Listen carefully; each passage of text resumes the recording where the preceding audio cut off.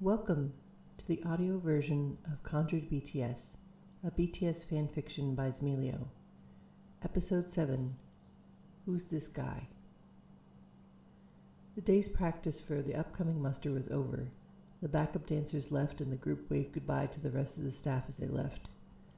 They were all sitting or lying down on the cool floor.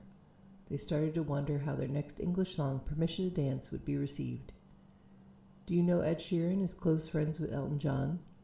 That's part of why he's getting referenced in the song. Namjoon was always surprised how interconnected people were in the music industry. Everyone seemed to know each other. And they just started to feel more connected to the idol industry, and it felt like they were starting as outsiders all over again. Namjoon Hyung could be friends with Elton John. Our Rapmon is the coolest. No one wouldn't want to be his friend, Jungkook said to Taeyoung, knowing Namjoon would hear it and be comforted. Taeyoung nodded, but added, they should, but maybe they'd be insecure about themselves. They'd want to be the coolest, but our Namjoon is cooler. Hoseok agreed. They'd be intimidated by his immense intellect. Big sexy brain, Jungkook shouted in English. Namjoon kept his head down, pretending not to hear, but Jimin reached over and lifted his chin. See those big muscles and strong jaw and so tall, he looks like John Cena. John Cena, Jungkook shouted. They filled the practice room with laughter until Hoseok broke the mood with a bit of darkness. The point is, be careful out there. In a perfect world, Namjoon would always be loved, but the world is not perfect. Yoongi laughed. We raised our children so well, haven't we, Jin Hyung? They will pay attention to learn a person's character before getting too close. Seokjin waved his hand tiredly from his prone position. That's right, Yoongi. They have grown wise. Jimin said in a bit of a pout. But there has to be some more good friends to make in the West. Namjoon Hyung could make more American friends like Halsey. I know it.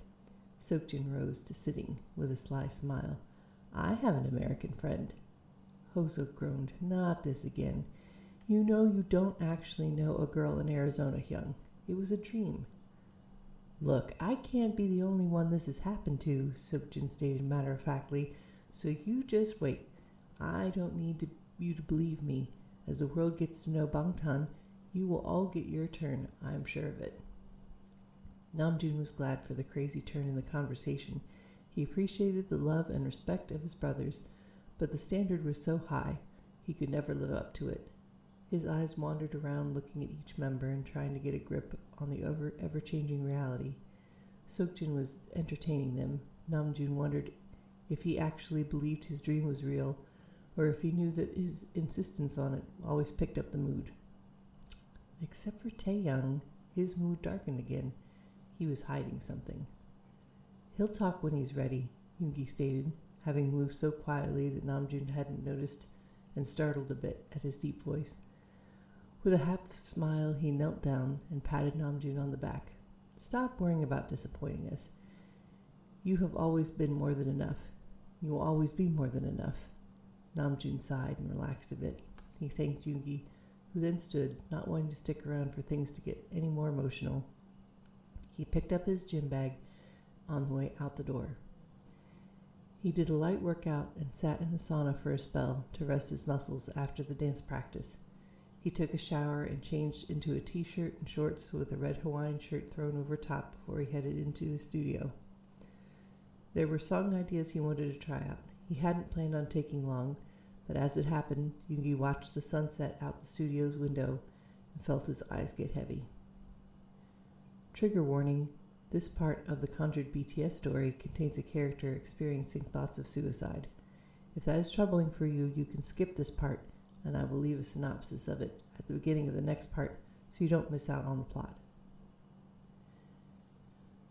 Not long after sunrise, a bright light pierced through the bare window onto Guy's face. He grimaced and shut his eyes tighter but couldn't escape it. He tried turning his head away from it, but it was assaulted by the stiffness of his body. He placed the palms of his hands on the floor and groaned as he pushed himself to a sitting position. He blinked at his bed, sitting almost 2 meters away. Crashing before he made it to bed was a typical weekend occurrence. The goal of Guy's life recently was to exist without thinking. During the week, he threw himself into his work at a warehouse of a local courier, shifting heavy boxes from one place to another. On Fridays and Saturdays, he developed a habit of drinking himself into a stupor so he could fall asleep, or more accurately, pass out. Spring meant the days were getting longer, and the sun cruelly woke him. He squinted at the window. He could have gotten a curtain, something decorative or something dark. Either thought sounded grim. His stomach churned. He stood, and the skin under his uniform felt sticky with a cold sweat. He resigned to the idea of taking a shower. His aching muscles were a distraction, so he didn't linger in the shower long enough to ease them. He tossed the towel in the laundry on top of his uniform and threw on the nearest clothes, a white t-shirt and black jeans. He dragged himself to the kitchen, where the floor felt cold as ice. He must have left the window open. He closed it and shivered. It was unusually cold for this time of year. "It feels like you are outside anyway. Might as well go to the roof," whispered a voice in Guy's head. He shivered again, but he threw on his sneakers and a black leather jacket and a black ball cap and headed up to the roof. And he paced back and forth, trying not to think, trying not to feel, focusing on the sounds of traffic, focusing on the piercing sun. A large cloud moved across the sky and the world darkened. He was lonely, so terribly lonely. The weight of it was suffocating. His body took him to the edge of the roof, and he looked over the wall. The few people walking by were tiny. He gripped the edge of the wall. His toes stepped into the snow that the wind had pushed up against the wall. Pushed to the wall, just like he was. Wind, darkness, cold, shadows, loneliness, memories. He pulled his knee up onto the wall. He tried to breathe. It was so hard to breathe. The cloud passed by and the sun beat down on him again. A car horn scolded him. He slowly let his leg back down. His heart was pounding. He dropped to his knees. He held onto his head as memories flashed through his mind. Memories of a dear childhood friend who was no longer there. Tears streamed down his face and his body shook. He turned and sat, collapsing against the wall. The more his mind allowed him to remember, the worse he felt. Good times and happiness were only a memory, and all the plans they had for the future were gone. He was an empty shell pushing through life. For what reason, he wondered. The voice in his head returned. "Come on, Guy, just do it already. Jump. It'll only hurt for a second. Why are you such a coward?" "Leave me alone," he shouted back at the voice. "I'm not a coward. People are supposed to want to live." "People are also supposed to look forward to the weekends, not dread them because they are so lonely," was the response. With nothing to say, the voice in his head spoke out. "No answer to that, is there? Ha!" Guy pondered his situation, like he had done many times before. Why was it so hard for him to move on, find new friends, and make new plans? He was told many times about the path forward. He just didn't want it. Moving on wasn't right. He and his friend were the same. Why should he have a life when his friend didn't? It wasn't fair. He emptied his tears and gained back some composure.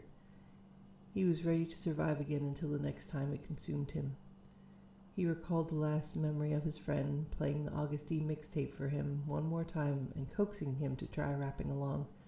A bittersweet smile crossed his lips. "Oh, June, friend, I still miss you." He left the roof behind him and went back to his apartment. The morning was moving along. He knew he should eat something. "I'm not hungry," he told the room. His phone chimed. The name next on the text was Kevin. "Psh, my brother again," he grumbled. "The only person who notices if I'm alive, and it's got to be him."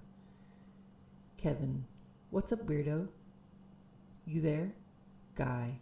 "Yes, I'm here." Kevin. "I'm going to the gym. You should come."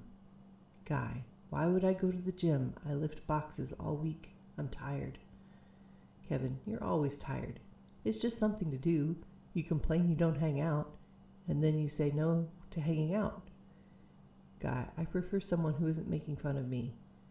Kevin. "I make fun of everyone, bro. That's how you know I like you. Toughen up, man." Guy doesn't answer. Kevin. "Whatever. I'll text you later." Guy shook his head. "Stupid Kevin. Maybe Guy deserved a little ribbing. He and Hojun used to tease him relentlessly after all. It's just that Kevin's attempts were awkward and harsh, and he was so unaware of how Guy was feeling.